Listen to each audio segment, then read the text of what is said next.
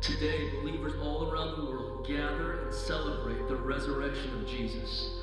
That moment when hope was fulfilled and every heart offered the comfort of knowing that Jesus was in fact exactly who he said he was.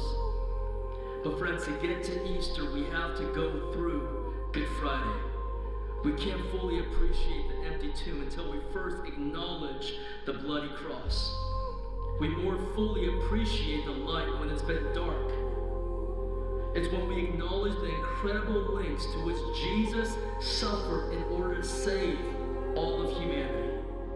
In Romans 4:25, Paul says that he, Jesus, was handed over to die because of our sins. So friends, let me be very clear. It was our sins that sent Jesus to the cross. That before we can begin to see the cross as something done for us, we have to first see it as something done by us. That on earth, Jesus was fully God, but he was also fully man. That means that Jesus had a physical skull, because there needed to be a place for the crown of thorns to sink deep into. That means that Jesus had a physical cheek, because there needed to be a place for Judas to kiss and betray. That means Jesus had physical hands and wrists, because there needed to be a place for the nails to pierce through. And that means that Jesus had a fully functioning central nervous system, because he had to feel every ounce of pain reverberating through his physical body. The Roman soldiers would take a short whip called the cat of nine tails. And at the end of this cat of nine tails were these leather straps, and on the end of these straps would be pieces of glass, metal balls, and bone, all designed to inflict maximum pain and maximum damage. It was medically compared to a modern-day shotgun blast. The whips would dissect the skin all the way down to the nerve layers, all the way down to the deep tissue. That muscles would be torn and even lungs would be bruised, causing severe breathing difficulty. Friends, the goal was to mutilate the body beyond recognition, for the shock and for the horror of everybody that was watching. So before Jesus even got to the cross, Jesus was already nearly beaten to death. He then had to carry a crossbar up the cross that would have weighed upwards of 100 pounds on his bloodied, mutilated back, upwards of an entire mile to his inevitable crucifixion. Now, crucifixion was designed to produce slow death with a maximum pain, with a maximum suffering, reserved only for the vilest of criminals.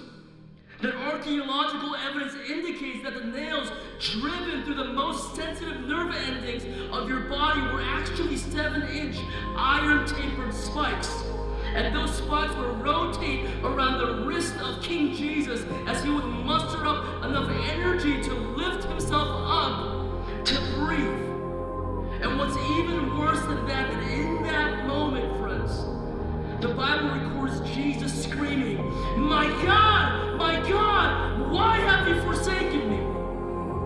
Because for the first time in history, the perfect union of Father and Son was broken. And with that, Jesus breathed his last breath. In that moment, friends, God died. And this marked the dramatic culmination of what Jesus did to save his people from their sin.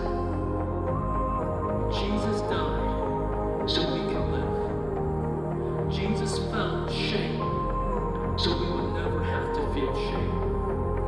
The Father turned his back on his Son so the Father would never turn his back on us. And in the end, Jesus was put in a rich man's tomb. It was sealed with the Roman seal. The Messiah was dead.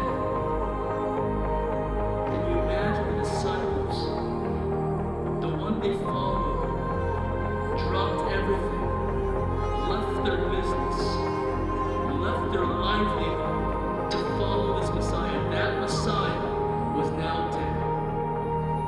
This was Saturday. The regret, the fear, the disappointment, because again, the one they dropped everything to follow